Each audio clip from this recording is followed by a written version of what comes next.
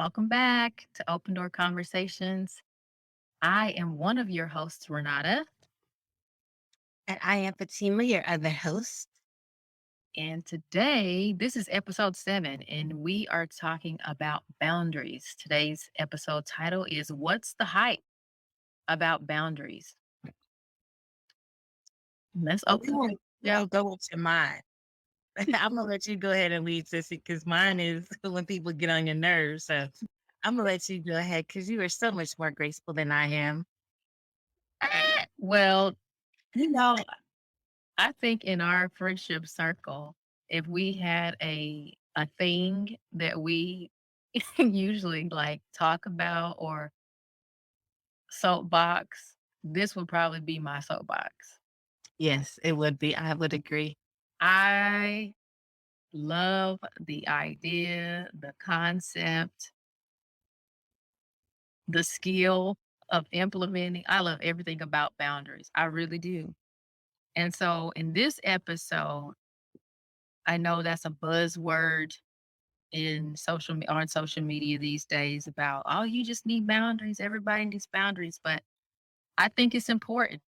And today, I hope we are able to have a great conversation about what boundaries are, what are some different types of boundaries, how do you know when you need to implement boundaries, where can you implement boundaries, what does it look like to do that, and what what's the importance of having boundaries? Like, what comes of that? What's the benefit of it? And, you know, what's the difference between maybe boundaries and walls? I think that's an important topic as well. So I'm opening the door, sissy. Let's talk about boundaries. Ah, so I do want to and I'll mention it again when we end because I actually got this book for your niece and I ordered one for myself and it's called Set Boundaries, Find Peace, a guide to reclaiming yourself. And Yes. the author is Miss Nidra Glover Tawwab, Tawwab. Um, and it's as you were talking, I remember I was like, oh, I had that book. Mhm. Um, and it's just, and she speaks just about what you were just saying, the importance of setting boundaries, teaching people. Basically, we've heard it all growing up, but we never knew how to implement it. You have to teach people how to treat you. That's it. Um, and in setting boundaries, it's the statements of I want and I need. Uh, Mhm. and most people believe that when you set a boundary, it's automatically cutting someone off. Mhm. No, and it goes back to the treating people how to treat you. Oftentimes, family members, especially, will overstep their boundaries in how they assume you're supposed to fulfill a role for them just because they're family. Mhm. Uh, no, ma'am, it don't work like that. Like I have other things that I need to take care of for me, but then they're so quick to cut you off when you don't want to do what they need you to do. Um, such as, and I'm not being specific. I'm not stating that this is in regards to any family member. But the need of you needing to them just needing you to go to the store for them. Mhm. And they're upset because you can't do it. Well, I can't do it right now because I'm working, or I'm going to school, or I'm taking care of my kids, but I need you to do this, but I can't do it. Okay, well, see, you're never there for me. Well, no, that's not the case. Right. I Right. just can't do it right now. So I'm setting boundaries to take care of what I need to take care of for myself first. Mhm. And I think we have the hardest problem in doing that and setting the boundary to take care of myself first, to make sure that my stuff is taken care of before I Right. go into taking care of someone else's stuff. Right. Uh, but even the way that we allow people to speak to us, sometimes in speech, people will say things that are hurtful, but Mhm. will laugh with them Mhm. versus letting them know that I didn't like the way that that made me feel. I don't like when you point out those flaws, um, but because we've allowed it to go on for so long, they don't see that there's anything wrong with it. Right, right, right, right. Oh, those are all good points. I hope we touch on all of those things. I think I don't know, what do you think about, like, I'm always into, like, kinda, like, dropping a little bit of education for people. Mhm. So I want people to know, and it's something that you pointed out, like, boundaries aren't walls, and I think I will say in our community, and in the faith community, a lot of times, I'll work with clients who are people of faith as well, and they are so concerned that they are going to be seen as, um, negative or being selfish. Usually that's the word that most people will say, "Oh, I feel like I'm being selfish," or "I'm told that I'm being selfish or self-centered because I am choosing to engage with people differently." So, for the audience out there who wants to know, well, what are boundaries? Well, let me give you a simple definition. They're limits, they're rules, right? That we set ourselves within relationships. A person with healthy boundaries can say no to other people when they want to, but they are also comfortable opening themselves up to intimacy or connection in close relationships. So I tell people boundaries are parameters that we set in relationships, right? It's sort of like an emotional fence, right? Like, I don't know about where I think in Texas, because when I lived there, like, most people had fences. Yes. We have fences here in our yards in California as well. And, like, in the front yard, though, there isn't a fence. It's usually the side in the back that's covered. So you have people, like, walking their little dogs around, and even though there isn't a sign maybe or a fence on the front lawn, most people know, keep your dog's poop out my yard, right? So that's kind of what I was telling the client. We were laughing yesterday about it, and I was like, it's like designed to keep the emotional poop of other people off your out of your heart. I love that. OMG. I am writing that one down and using that. You can take it. Yes, listen. You're not being selfish. And I think, and I usually give that statement that you gave up front. I say, I'm from the South, even though technically Kentucky's above the Mason Dixon line, but I'm still Southern. Yes, you are. But I say, listen, in the South, we have a saying, and we say, you teach people how to treat you. I said, that is the skill of boundaries. To your point, we aren't going to just let people say what they want to say and joke how they want to joke and treat how they want to treat. And the way that you kind of communicate that message is the boundary. But So, here's what you said, see, mhm, in in s- in setting the boundary. Okay, so first going back, most people that need to set a boundary are those that are so giving. And so going back to your first point, they feel as though they're being selfish and they feel as though they're taking away being able to be there for someone in need. A lot of that comes from the people that are taking advantage of who that person's character is. So it's harder for those type of individuals to set a boundary oh, for sure. I and not agree. feel bad about it. So how do you do the work to set the boundary and not feel bad? Because then you know what's going to come is the gaslighting, the manipulation, the ghosting, as they say, because now I don't have a need for you because you're not going to fulfill my need. Mhm. That is a great point. And I think I think you actually answered that question yourself, Sissy. I'm being honest. Because I think the point you made around what type of work do you have to do? And Hmm. that's key. And I truly believe that the reason, when it comes to boundary setting, there usually is some hesitancy on some people's part to set boundaries. And usually, not all the time, but usually that's a result of individual work, right? Maybe esteem, maybe how they see themselves, maybe the messaging that they already are operating from, which is like, hey, what if I start setting boundaries? Maybe there's a fear that I'm going to lose out on relationships, or I'm going to, be seen as, negative or not kind or not graceful, like whatever it may be. And so I think that is so important, what you mentioned, which is what type of work. Like, yeah, you need to do some work, right? If it's hard for you to set parameters around how you desire to be treated, you see how I flip that up? Like that's because that's really what you're doing. Because I know people hear the word boundary and it can feel like wall, it can feel so isolating, it can feel like you're cutting people off. But no, rephrase that a little bit and say, no, what is it that you need to work on for you?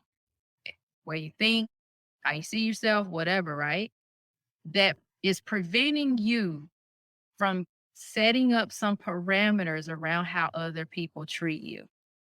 Because like one thing that I learned while I was in grad school, when he talked about, or sorry, post grad internship, I think one of my clinical supervisors, I love the way she put it. It was like, listen, boundaries are meant to keep you in relationship with people, not isolate you, right? They're designed for you to be in relationship to the extent that it's going to be healthy, right? So you don't want these very rigid, or loose boundaries with people. You want them to be healthy. And here's some tips on how you know it's a healthy boundary. Are you valuing your own opinion? Are you not compromising your values for others, right? Are you able to share some information in a healthy way that's appropriate about yourself or what you're doing, right? We're not just like wearing everything on your sleeve. You're not over involving people with your problems. You're not having a challenge of saying no. You know what you want and what you need, and you know how to communicate that. Just like you were saying earlier. You Mm. can accept when other people say no. Those are just some tidbits to kind of look for when you're talking about the difference between a healthy boundary, loose boundary, where you just oversharing information, right? You're accepting abuse and disrespect. That's not healthy, right? Or is your boundary too rigid, right? Where you just so overprotected with information, you avoiding connection with other people. You don't even have close friendships. That's how you know maybe that your boundary is too rigid. So that's how to tell the difference maybe between what's a healthy boundary and maybe certainly unhealthy. And then you just like on the fence. But I think to your point, that inner work, like dealing with your individual stuff first and kind of what you think about boundaries is probably the first step if you're finding a hard time implementing them. I love everything that you said. And it's so important of that last part of what you think about boundaries Hmm. and realizing, I think too, it's so important for people to realize it's a lot of work to be mentally healthy. Yes, that is so true. Oh, that's such a good statement. I think everyone has the idea that it's hard to work out. It's hard to get up in the morning, go to the gym, do exercises. What? No, it's a lot of work to be mentally healthy because we literally have to remove everything that we have been taught growing up and into adulthood and what we've seen of the world to recognize that it's not being selfish to take care of me. Mhm. Well, once I'm able to take better care of me, I'm able to give better to the world and in the way that I was designed and destined to do so. Mhm. But it's so chaotic because we are all in mental chaos. Mhm, mhm, And I mhm. think that's where it comes in at as to where the boundaries are wrong. Yes. Yep. Mhm, Because how dare you tell me no when all these years you've told me yes? mm, How dare you not like the way I speak to you when you've never said anything before? How mhm, dare you want to get better because I don't know how to get better? mhm, mhm. Oh, Yeah, yeah. I have a client I'm working with. I met a couple, where we talk about setting boundaries.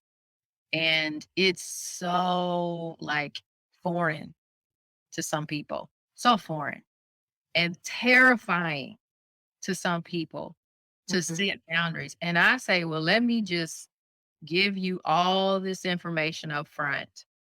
So you are not confused, you're not sideswiped. Like I said, let me tell you, when you start doing this process, when you start implementing boundaries, your concerns are what? And I just start naming out stuff. Will you get pushback? They're like, shaking their head, like trying, like, is that true? Yes, that's possible. Will you be possible? Will there be a possible gaslighting, like you said, a manipulative conversation? It's a great possibility. Will people be upset with you? Absolutely. Will you get pushback? For certain. Now, let me ask you, do you want to continue in relationship with people the same way that you have been in operation where you are being disrespected, called out of your name, dismissed, or whatever else it may be, lied to, mistreated, taken advantage of? As my mom always says, if you like it, I love it. Of course, I'm not telling that to anybody, but I'm just saying, and really what mom means by that is, hey, I'm going to meet you where you're at. But if you're saying that you don't want to engage, you don't want to be engaged with like that anymore, then you're going to have to either implement, now here's some tips, types of boundaries, physical, right? Around your physical person. Hey, you're a little too close. Oh, I don't like the way you did that. Oh, please don't touch me like that. Oh, please don't, right? Intellectual boundaries are people violating or dismissing or belittling your thoughts or ideas. Emotional boundaries are people dismissing how you feel or when you bring up or when you tell them, are they criticizing, belittling, invalidating how you feel? Emotional boundary. Sexual boundaries. I tell people, here's the reality. Some people just think sexual um, assault or harassment or something like that or abuse has to just do with physical contact. mm, No, if you being coerced in any way, manipulated, guilted, shamed into having any type of sexual encounter, that's abusive. Let's call it what mm, it is. And therefore, you may need to implement sexual boundaries. Material boundaries refer to like your possessions. People trying to borrow your car and then guilting or shaming you into borrowing your stuff, clothing. It could be a roommate, a sibling, a parent, a child. That's this my stuff. No, you can't use my stuff. yep, Maybe you need to implement material boundaries. Time boundaries. mm, I know one of my dear friends is listening to this podcast. They may know who they are. I still love you, but I just want you to know that I use you as an example all the time. My Erica. And that's not her real name, by the way. But I remember when I first moved to California, honey, sister girl was always late. And you know how I am about time. I was like, listen, if you tell me we're going to set up something, I live by calendar. mhm, I might give you 10 minutes. First time, all right. She didn't know that I was serious. Next time, sister girl was out. She was like, why? Wait, you're supposed to be here." I said, I told you. I said, listen, I plan my time. And that tells me that you respect my time and our friendship when you are on time.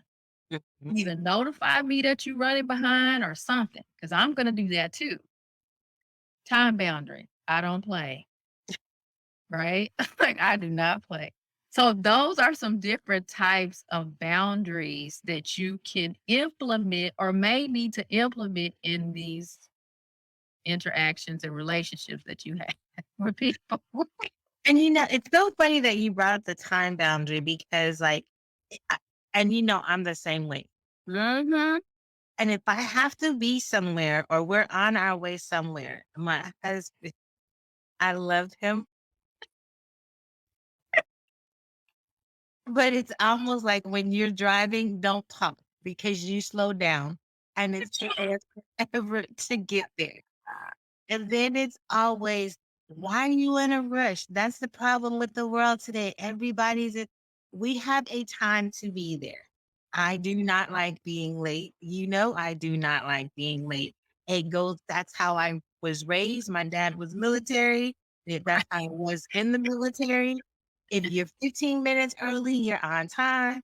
If you're on time, you're already late. You already late. And it frustrates me even more when he gives me the whole, "Just calm down. Everybody's always in a rush. We're gonna get there." We were supposed to have been there by now. So that time boundary, I it with all the boundaries, it like Renata said, it doesn't matter how rigid someone tells you you are. It's what you desire. It's what you need.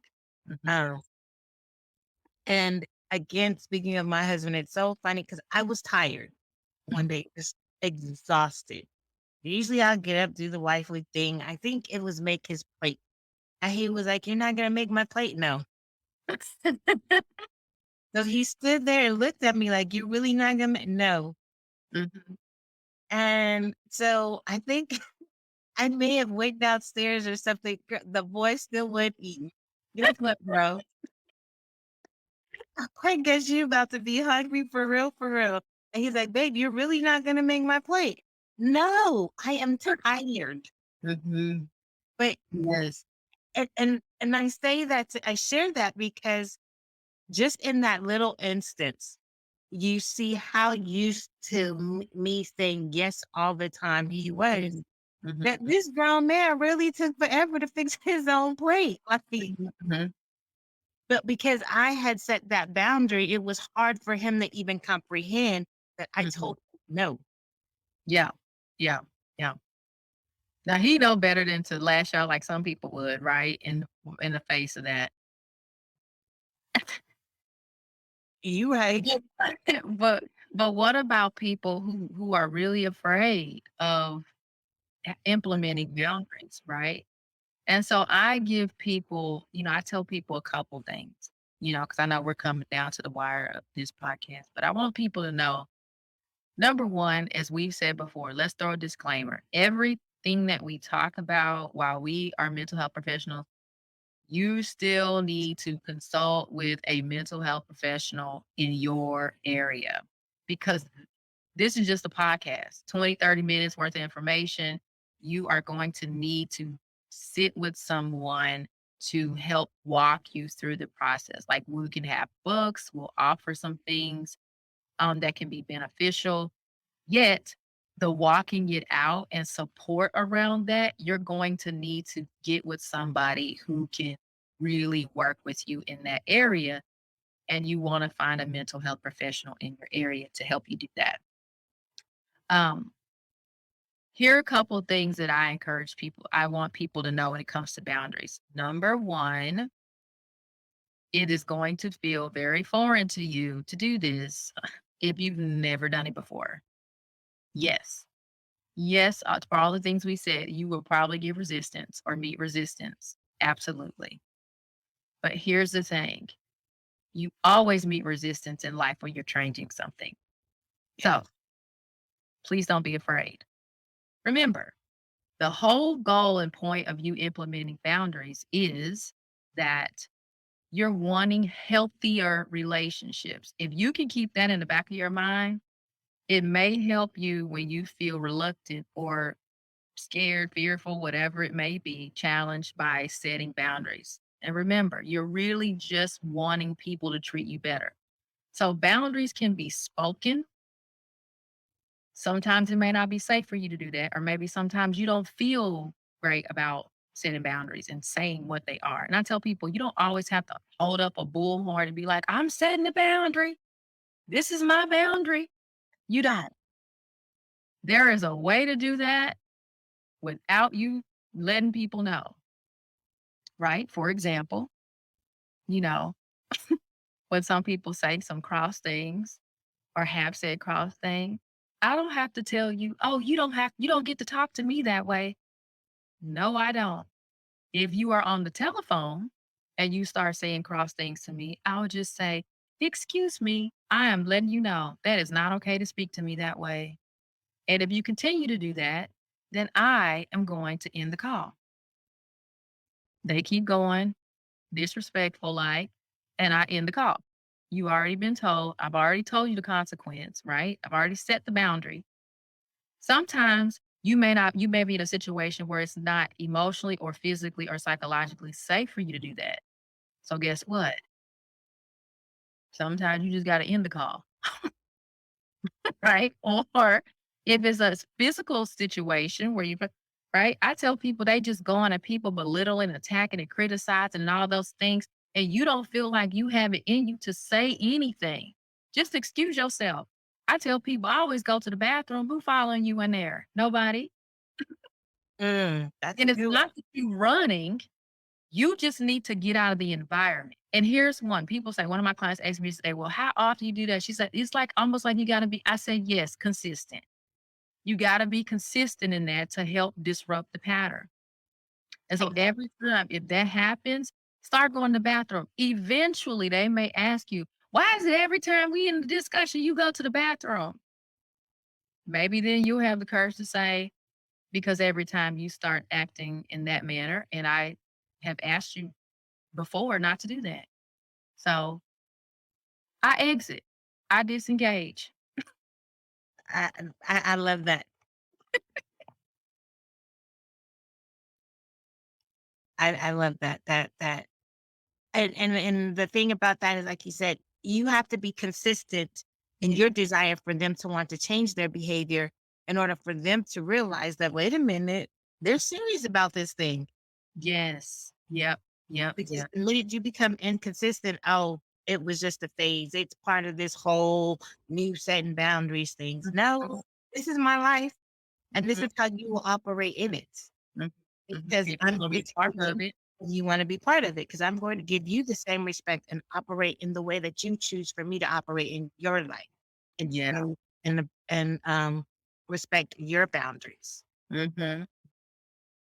But it has a lot to see. That Yeah. It's not the same thing every single time. And I forget I was listening to like a podcast live one day and these ladies were talking about, how to implement that. I thought it was the coolest thing. And I've even started to teach my clients the same thing. And I'm like, when you are looking at look, first think about what kind of boundary do I need to implement? And how do you know? Because it's something that's happening that you don't like. You don't desire that to keep happening. It is causing you emotional anguish, pain, stress, whatever it is. And you don't want to be engaged with, you don't want to be treated like that. So that's telling you you have a boundary that needs to be set. That's saying, okay, I don't like the way that they're engaging with me, and that's hurtful. And so I need to implement a boundary. So that's define. You got to define what it is. What it is. What's the behavior that's happening that you want to see stopped? Then this is. They didn't say that. They said this. The lady said, "Be consistent with a phrase." She said, "Get you a couple of them," and I think that was so powerful. Like she said, get a phrase that you can say that is very consistent and you can get and it doesn't matter that it's the same way or it's the same phrase or you say it in the same tone. I want to shout out my homeboy Cliff because I remember when I first met him, we would always go back and forth joking. And one of the things he used to say to me, he'd be like, I'm not entertaining that. I'm not. That was his way of maybe he didn't know, but like implemented boundaries, like, I'm not going to engage with you like that, Renata. And so I said, I tell people use that. Maybe it's not those exact phrase, but when somebody does those things, you can just be like, yeah, I can't engage. You know, I forget I was saying something to my client yesterday, and we were practicing it out, right? And they were laughing. They were like, I don't know if I could say that. And I said, try it. Your own word. Just keep telling me that. Imma say this, you say that. And they were laughing until they said, "Okay, I can see how that could be beneficial." And they were like, "Say it in that tone." I say in that tone.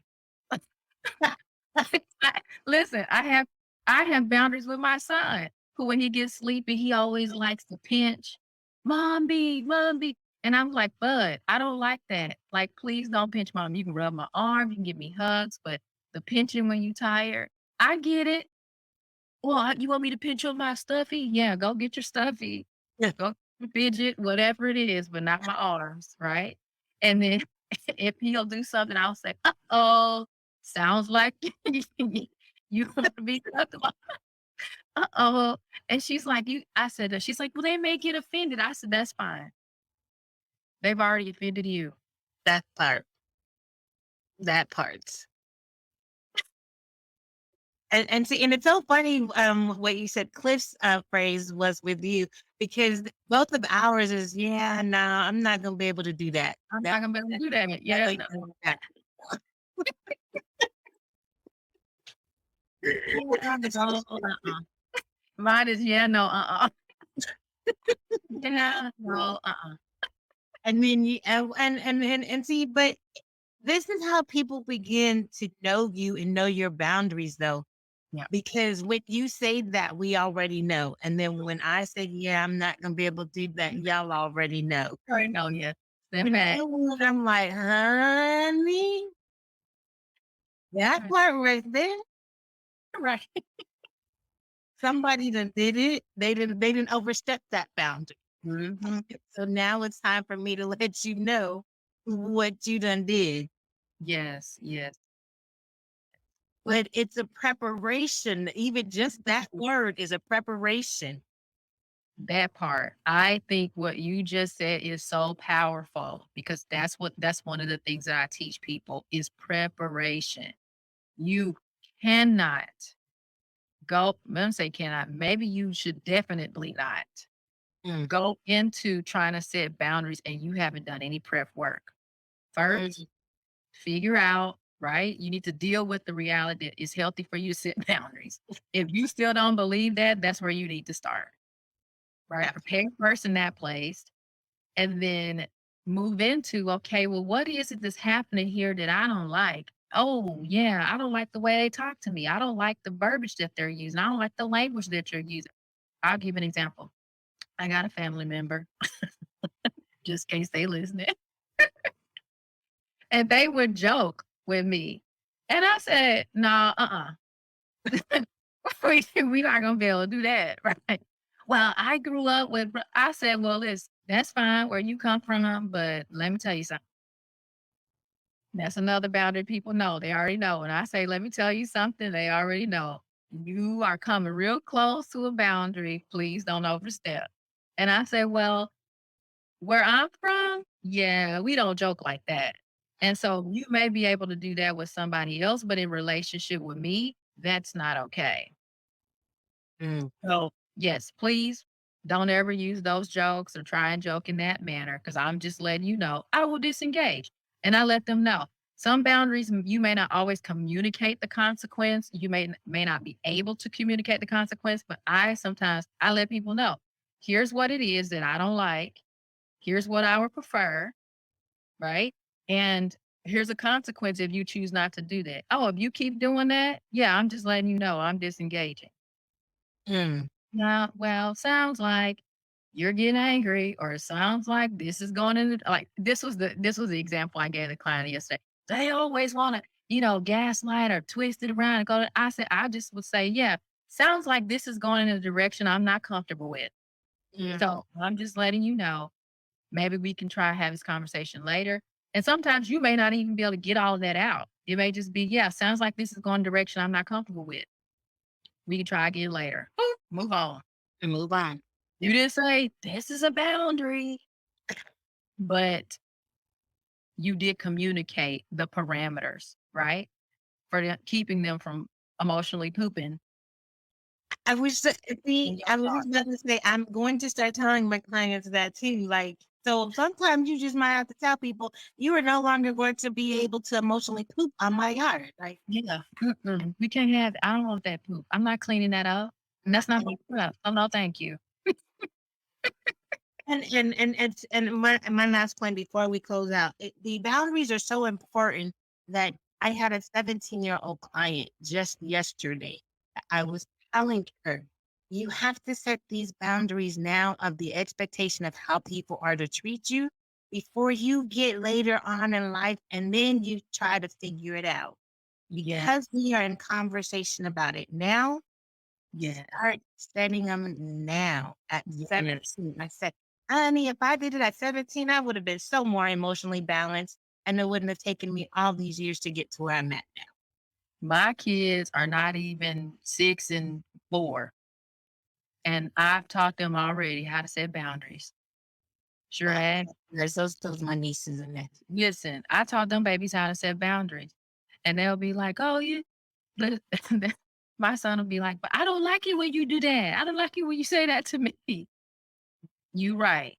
Tell them. Tell somebody, like, "It's okay for you to tell" my daughter, "It's okay for me to say" yes. If you don't like that, miss no, you just tell them, "Hey, please don't throw sand in my hair. I really don't like when you do that. Excuse me, please don't throw that at me, or please" let people know. Let them know.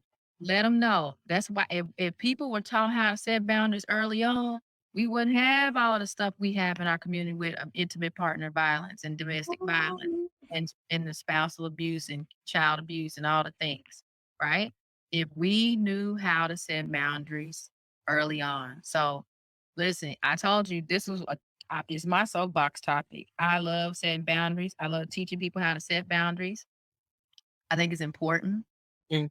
Um, Tell us the name of that book one more time. I think it's important for us to maybe give out some resources to people.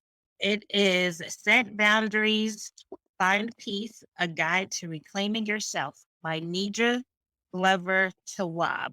Tawwab. It is an amazing book. That's good. There's another one that I know is like, oh, like I forget the two gentlemen who wrote the book. This is terrible. I should know this by heart. But it's called Boundaries. That's it. By let's see, by Dr. Cloud and Dr. Townsend. They wrote this years ago. It's been revised.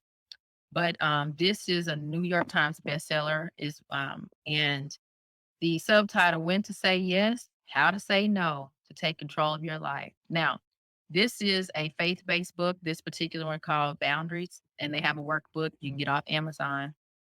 And it's a really good one. There's another one that's faith-based as well. And the title of that book is called Codependent No More. And those are some great resources, that I have gone through with clients. There are some certainly handy tools you can find online. But like we said, you are doing something like this because it's relational, it's emotionally based, around mental health. We strongly encourage you to, solicit the support of a mental health professional in your local area who can walk with you on this journey of boundary setting. So that's the hype about boundaries, y'all. I love it as usual. And that was good. I love it. Yeah. I appreciate you guys tuning in today. Thank you so Absolutely. much for chatting with us, tuning in to Open Door Conversations. And allowing us to open the door for you. Yes, open the door. Feel free to reach out to us on email at opendoorcombo@gmail.com, or you can hit us up on Facebook or Instagram at Open Door Combo. We would be more than happy to engage with you there. Thanks again so much for tuning in, and until next time. Until next time.